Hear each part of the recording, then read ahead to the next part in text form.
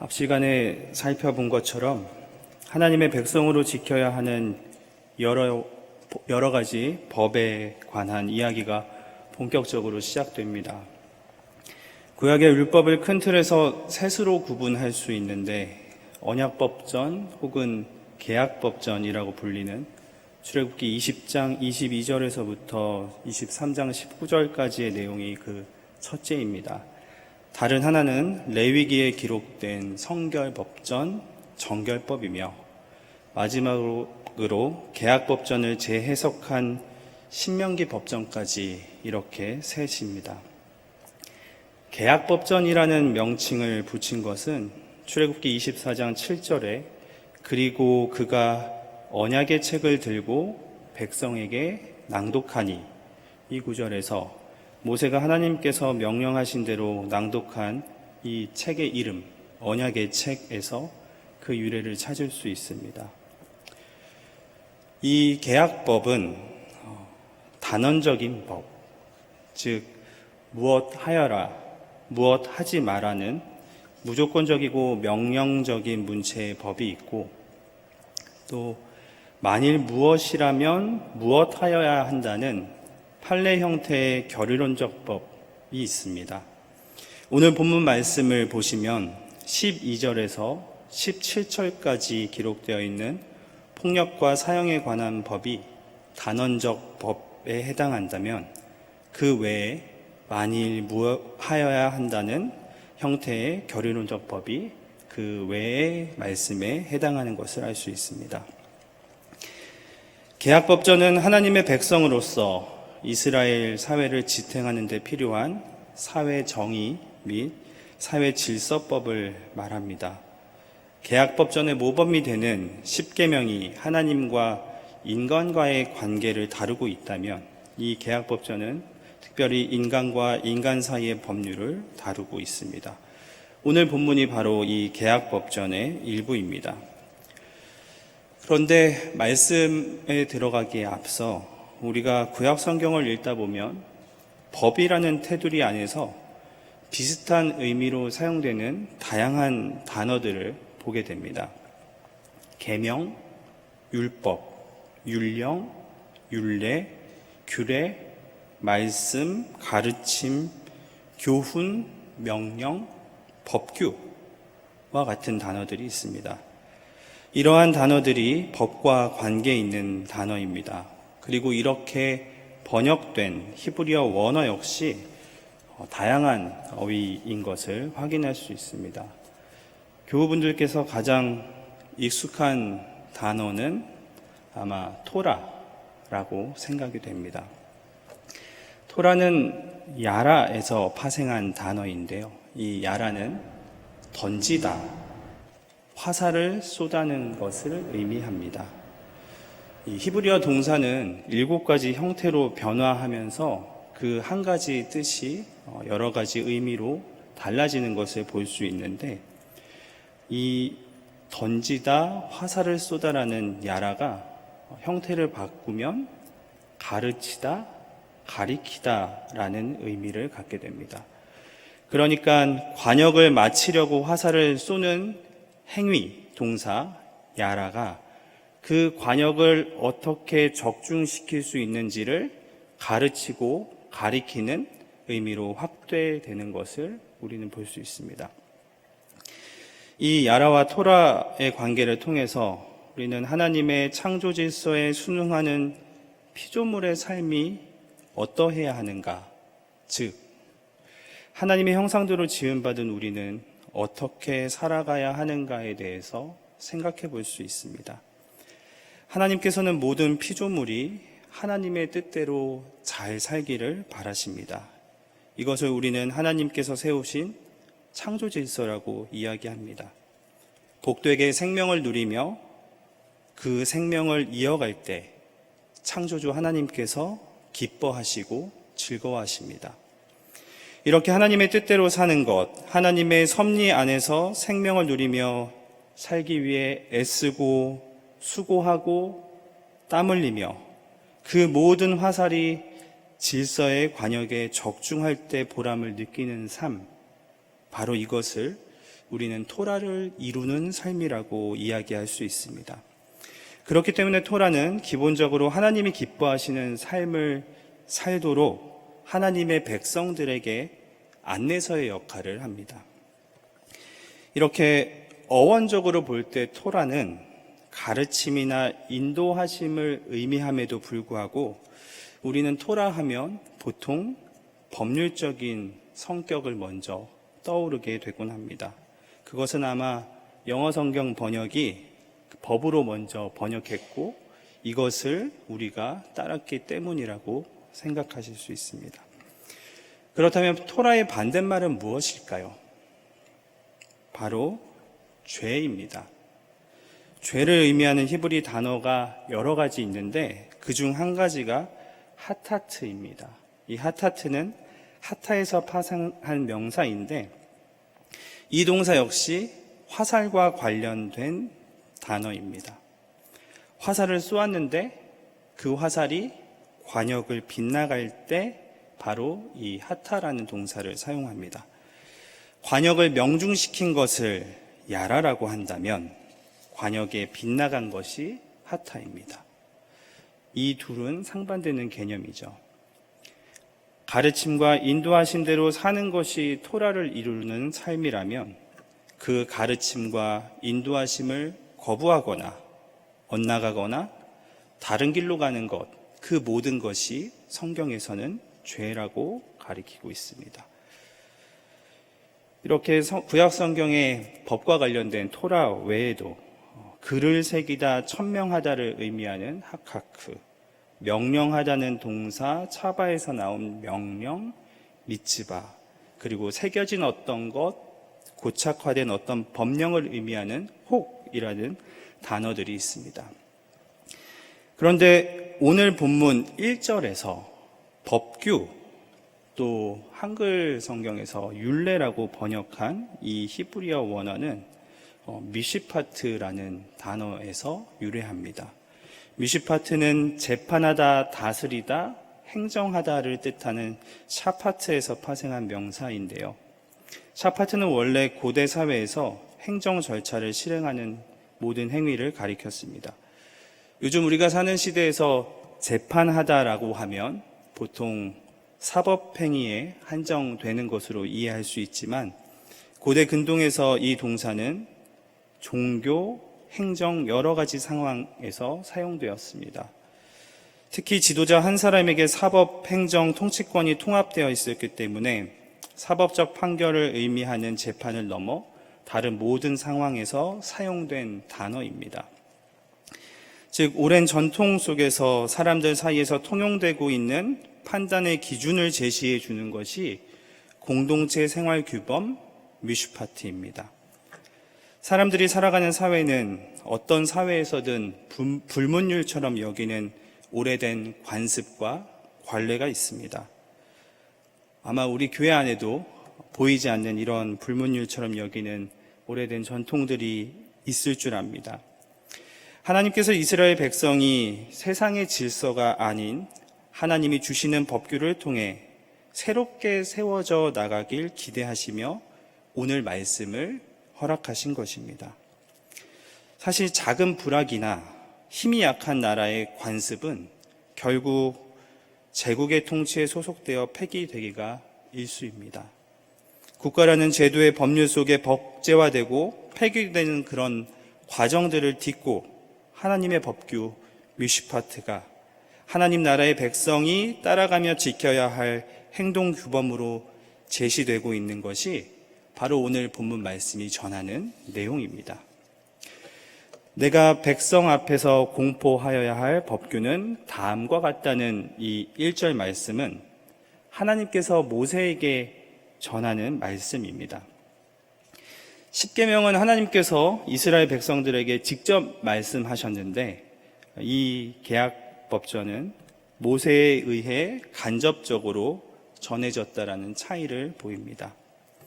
대부분 3인칭으로 서술되고 있지만 22장 23절과 24절에서처럼 하나님이 1인칭으로 등장하기도 합니다. 법이라는 형식을 통해 단순히 객관적이고 중립적으로 문자를 읽는 것이 아니라 하나님께서 우리의 삶에 어떻게 관심을 보이시고 말씀을 통해 개입하시는가, 우리가 어떤 원칙과 기준을 가지고 살아가기를 원하시는가를 읽어낼 수 있어야 합니다. 개역개정은 공포하여야 할 법규를 세울 법규라고 번역했습니다. 새 번역에서는 공포하다라고 기록되어 있는데요. 이 번역은 그 의미를 단순히 법들을 체계적으로 제시하다, 안내하다, 선포하다는 의미에 가둘 수 있지만, 이 개역개정의 번역을 따른다면 이스라엘 백성이 이 법규를 그들의 삶에 적용할 때 개약 백성으로 온전한 삶을 세워갈 수 있다는 그 의미를 되살릴 수 있게 됩니다. 미드라시를 보면 토라를 가르치는 순서에 대해서 기록하고 있습니다. 첫 번째는 하나님이 모세에게 가르쳐 주십니다. 두 번째는 모세가 형 아론을 그의 천막으로 불러 하나님께로부터 배운 그 토라를 모두 아론에게 가르칩니다. 세 번째는 모세가 아론의 두 아들을 불러 아론을 세워두고 다시 반복해서 가르칩니다. 네 번째는 70장로를 불러 아론과 아론의 두 아들이 보는 앞에서 장로들에게 가르칩니다. 다섯 번째는 모든 이스라엘 백성이 모인 자리에서 가르칩니다.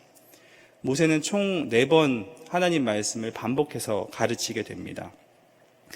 아마 오늘 본문 말씀인 21장 1절 말씀이 이 미드라시에 따른다면 5번째 순서였던 것 같습니다. 이후 모세가 떠나고 아론이 한 번 더 가르치고 떠나고 아론의 두 아들이 가르치고 떠나고 70장로가 한 번 더 가르치고 떠납니다. 이스라엘 백성들은 모세에게 한 번, 아론에게 또 한 번, 아론의 두 아들들에게 또 한 번, 그리고 70장로들에게까지 모두 4번 반복해서 이 토라를 배우게 됩니다. 그리고 마지막으로 백성들이 이 하나님의 말씀을 충분히 다 이해할 때까지 3355 모여 토론해야 했다고 기록하고 있습니다.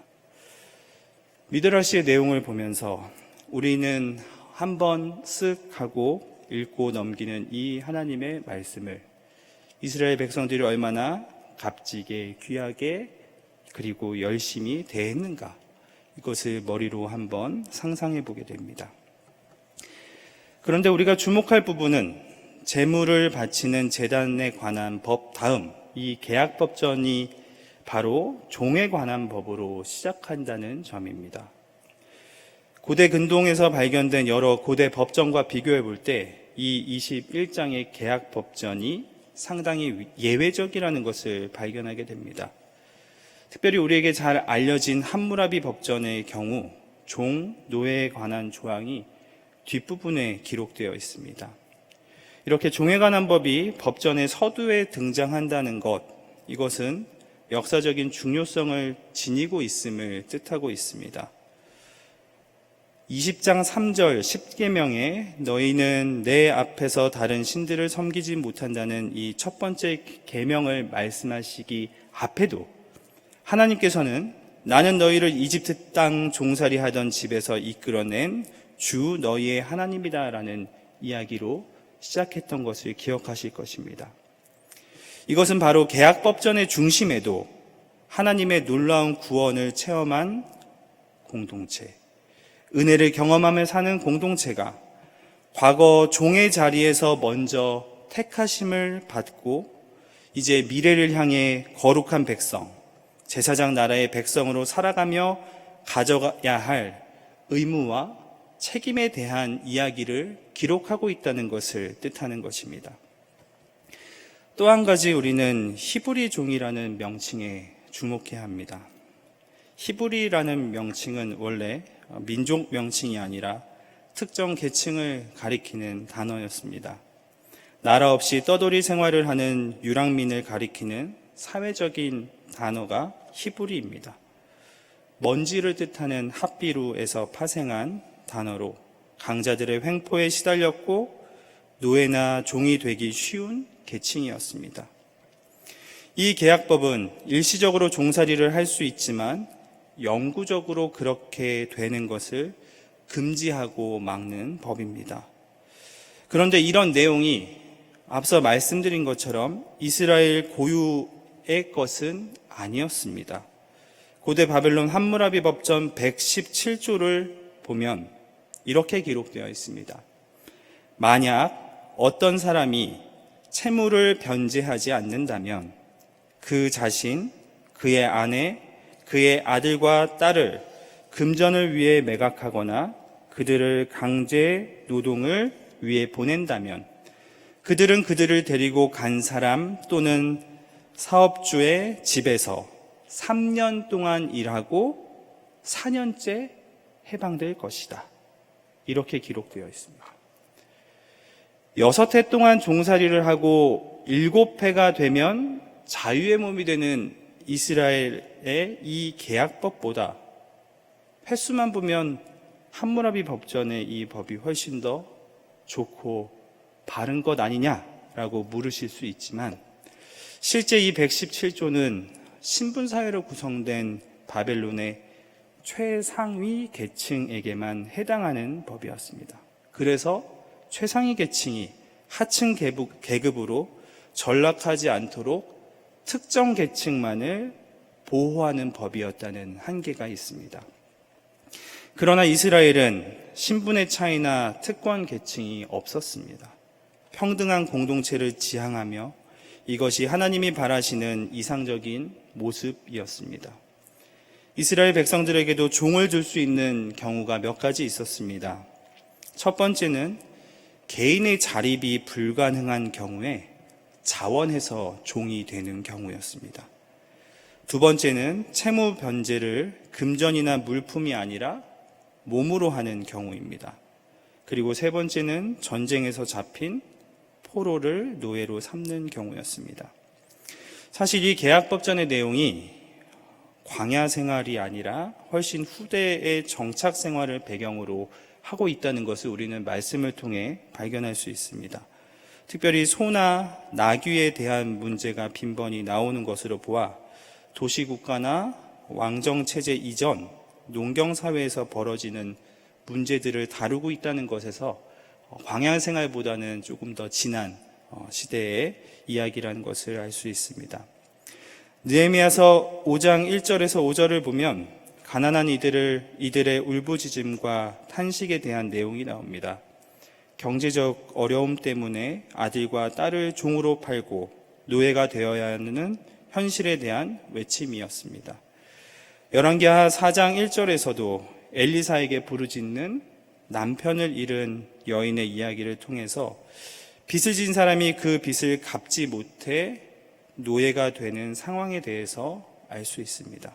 따라서 이 21장 히브리 종은 빚을 상환하기까지 빚을 내준 사람에게 그 사람을 위하여 일하는 그런 사람들을 일컫는 종을 말하고 있다고 볼 수 있습니다.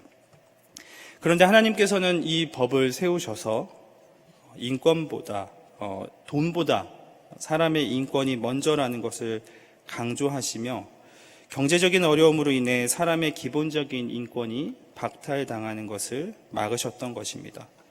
자유를 얻을 때는 어떤 조건도 제시돼서는 안 된다고 기록하고 있습니다. 특별히 신명기서 15장 12절에서 15절을 보시면 자유를 주어 종을 보낼 때 한 살림을 준비해주는 모습까지 보입니다. 종으로 살던 사람이 자유를 얻어도 다시 종이 될 수 있는 가능성이 다분했기에 자신을 다시 팔아야 하는 그 악순환의 고리를 끊을 수 있도록 배려했던 모습을 발견하게 됩니다. 2절에 종을 풀어주는 규정의 근거는 앞서 말씀드린 것처럼 출애굽 사건에서 그 근거를 찾을 수 있습니다. 특별히 7년째 자유롭게 하라는 것은 안식의 개념에 해당합니다. 다만 고정된 7년을 이야기하는 것이 아니라 종으로 팔린 날부터 7년째가 되면 자유롭게 풀어주어야 한다는 법규입니다. 이 2절의 기본적인 원리에 대한 세 가지 세부 사항이 4절에서 6절까지 나옵니다. 종으로 팔려올 때 혼자였으면 혼자 나가고, 종으로 들어오기 전 혼인을 했다면 아내를 데리고 나갈 수 있습니다. 다만 종으로 팔려올 때 혼자였는데 주인이 7년이 되기 전 종에게 아내를 주어 혼인하고 자녀를 낳은 경우에는 아내와 아이의 소유가 주인의 것이므로 종은 혼자 나가야만 했습니다. 하지만 이 계약법은 사랑하는 가족을 남겨둔 채 억지로 그를 쫓아내지 못하도록 안전장치를 마련해 두었습니다.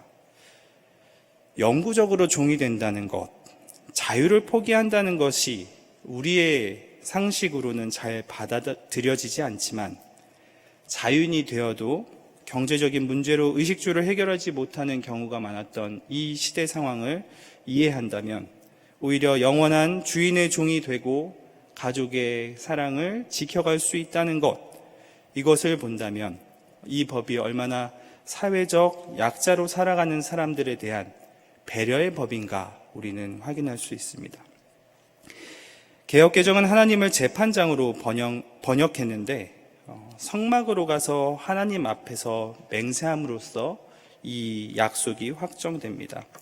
특별히 이때 그 종의 귀를 문이나 문 기둥에 대고 송곳으로 뚫는 절차를 통해서 이 약속이 확정된다고 합니다. 송곳으로 귀를 뚫는 그 의미는 분명하지 않지만 종이 주인의 요구를 듣기 위해 언제나 귀를 열어두어야 한다는 의미의 그 상징적 행위로 해석되기도 하고, 또는 그 반대로 들을 수 있는 본래의 자유를 제거한다는 상징적 의미로 해석되기도 합니다. 이어 나오는 여종의 경우에는 지금까지 언급한 법규가 적용되지 않습니다. 6년이 지나도 자유로울 수 없습니다. 표면적으로는 여성을 차별하는 것처럼 보이지만 실제 그 속을 들여다보면 그렇지 않습니다. 여성의 경제권이 거의 인정되지 않던 고대 사회의 문화와 환경을 생각한다면 여성이 홀로 생명을 연장할 수 있는 선택권이 그리 많지 않았음을 쉽게 상상할 수 있습니다. 여기서 말하는 여종은 경제적 이유 때문에 빈곤에 처한 부모로부터 팔린 종으로 주인의 첩이 되었을 가능성이 굉장히 높습니다.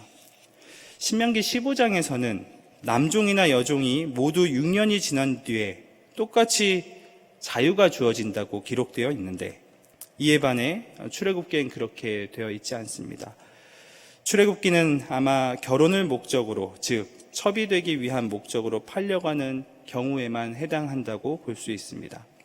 그렇게 본다면 6년이 지나서 내보내는 것이 아니라 6년이 지나도 자유로울 수 없는 그 종의 모습으로 살아가는 것, 즉 결혼한 첩의 모습으로 살아가는 것이 훨씬 더 생명 연장의 안정성을 가지고 있다라고 볼 수 있습니다.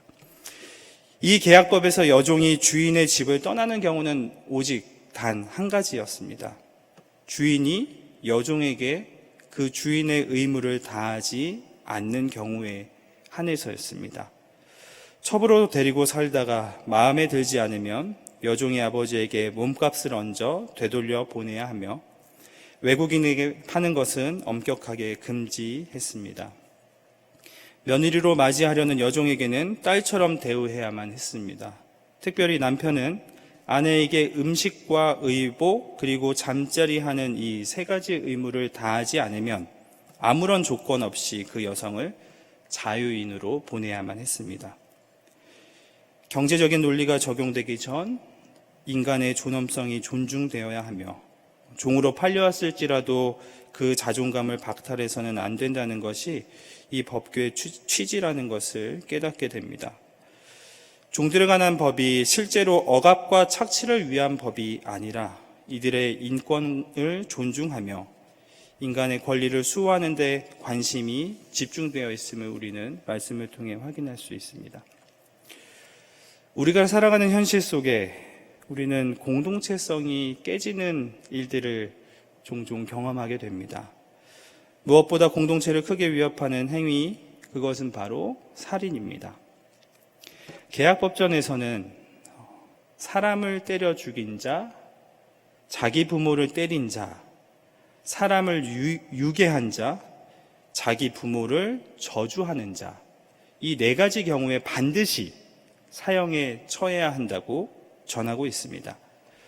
13절을 보시면 일부러 죽이다는 사람을 죽이기 위해 숨어서 기다린다는 의미가 담겨 있습니다. 의도적으로 살인한 경우를 말하며 이때는 반드시 사형에 처해야 합니다. 부모를 때리거나 저주한 경우에도 반드시 사형에 처해야 한다고 규정하고 있습니다. 때린다는 어떤 치명적인 타격을 가하는 것이며 저주한다는 가볍게 여기거나 업신여기는 것을 뜻합니다. 그 폭행이나 저주가 직접 죽음을 초래하지는 않았더라도 부모의 권위에 대한 거역은 결국 생명의 근원이신 하나님에 대한 거역으로 이어질 수 있다고 판단했기 때문에 사형이라는 중죄에 처했습니다. 자기의 이익을 위해 사람을 유괴한 경우도 이 공동체를 지탱하는 신뢰를 깨트리는 행위이기 때문에 사형에 처했습니다. 반드시 죽이리라는 이 히브리어 문장을 따라서 이것을 모트 유마트법이라고도 합니다. 그런데 한 가지 예외가 있습니다. 바로 고의성 없는 살인을 저지른 자는 도피성으로 도망치는 것이 허락되었습니다. 도피성에서 그에게 적절한 법 절차와 보복으로부터의 보호, 그리고 재판받을 때까지 체류가 이어졌습니다. 사람이 다투다가 몸싸움으로 번지게 되어 누군가가 돌이나 주먹으로 맞아 기본적인 일을 하지 못할 때 발생하는 피해는 그 임금 손실과 치료비까지 지급해야 된다고 명시되어 있습니다. 물론 이때 사람이 죽으면 12절에서 14절에 규정된 법규를 따르게 됩니다. 20절, 21절은 주인으로부터 종의 인권을 보호하는 고대 근동의 다른 어떤 법전에서도 찾아볼 수 없는 독특한 내용이 기록되어 있습니다. 생명의 존엄의 가치가 드러나는데 주인의 소유물로 여겨지는 종을 죽인 주인이 보복을 당해야 했는데 이 법은 특별히 주인의 권한을 제한하는 데 그 목적이 있습니다. 주인의 지나친 폭력이 결코 용납될 수 없다는 데서 나온 법규입니다. 사람이 서로 싸우다 본의 아니게 옆에 서 있는 자, 그것도 임신한 여자를 다치게 한 경우 두 가지 가능성이 제시됩니다. 아이만 유산한 경우에는 적절한 배상을 해야 하며 가끔 지나친 액수를 요구하는 경우 재판관의 판결을 따릅니다. 그런데 여자가 다쳤을 경우 우리가 잘 아는 이 눈에는 눈, 이에는 이 동태복수법이 적용됩니다. 이 동태복수법에 대해서 생각해보고 말씀을 맺으려고 합니다. 동태복수법은 지금도 중동지방에 통용되는 원리이기도 합니다. 그렇다면 과연 이 동태복수법이 말 그대로 복수의 논리인가요? 이 법은 개인의 생명과 재산을 소중히 여기는 마음에서 시작하는 법입니다. 다른 사람의 생명이나 재산을 부당히 뺏으면 너도 동일한 고통을 받을 것이라는 경고의 메시지에 담겨 있는 것은 개인의 생명과 재산을 중시 여겨야 한다는데 그 뜻이 있습니다. 특별히 이 법은 사회적 약자를 보호하기 위한 법입니다. 예나 지금이나 목숨을 잃거나 손해를 당하는 사람들은 대부분 안타깝게도 힘이 없고 가난한 약자들입니다. 폭력을 행사하고 사람을 죽여도 법의 빈틈을 이용해 빠져나가는 것이 현실입니다. 그런데 성경이 전하는 동태복수법은 절대 문자적인 법이 아니라는 것을 우리는 26절, 27절에 기록되어 있는 말씀을 통해 확인하게 됩니다. 종에게 가해지는 폭력의 두 가지 사례를 통해 우리는 발견할 수 있는데요. 성경에서 전하는 동태복수법은 엄격한 적용을 이야기하려는 것이 아니라 바로 회복을 위한 적용이라는 특징을 가지고 있습니다. 주인이 종의 눈을 멀게 하거나 이를 부러뜨리는 경우인데요. 주인의 입장에서나 종의 입장에서 동태복수법을 엄격하게 그대로 적용하는 것보다 자유를 주어 내보내는 것, 배상 방법이 훨씬 더 유효한 수단이 될 수 있다는 것을 알 수 있습니다. 고대 근동사회에서 이러한 법의 정신과 비교할 수 있는 다른 어떤 법을 우리는 찾아보기가 힘듭니다. 법은 사회와 나라를 유지하기 위해 존재합니다.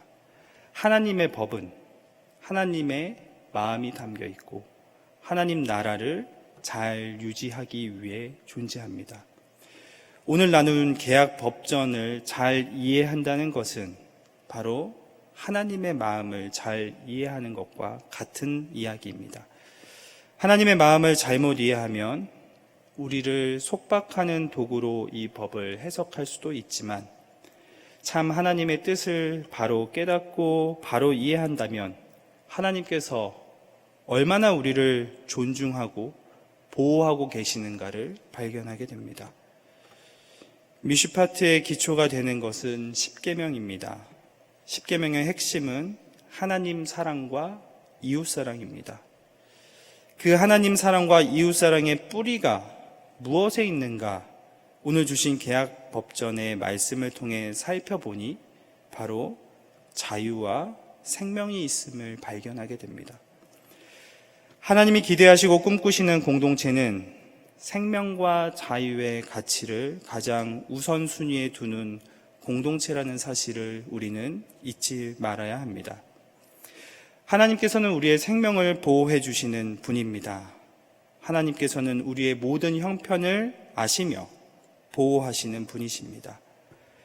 하나님께서는 교우 여러분들의 신체 어디라도 상하는 것을 원치 않으시며 여러분이 수고하시고 애쓰며 일군 그 모든 것들을 소중하게 지켜주시는 분입니다. 그런데 그것으로 그치는 것이 아니라 그런 은혜를 깨닫고 고백하며 누리는 자들이 더불어 다른 사람의 생명과 소유도 소중히 여기기를 기대하고 계십니다. 하나님께서 주신 생명을 소중히 여기는 삶, 그리고 그 생명의 근원이신 하나님의 뜻을 온전히 헤아리는 삶, 우리의 삶이 비록 작고 보잘것없이 없어 보일지라도 이 질서를 허락하신 삶 가운데 우리가 이 질서를 잘 세워나갈 때 하나님 나라가 회복하고 다시 세워지게 될 줄로 믿습니다. 성령님께서 여러분의 믿음의 손길과 그 결단의 걸음들 가운데 함께 하시기를 바랍니다. 말씀 생각하시며 기도하시겠습니다.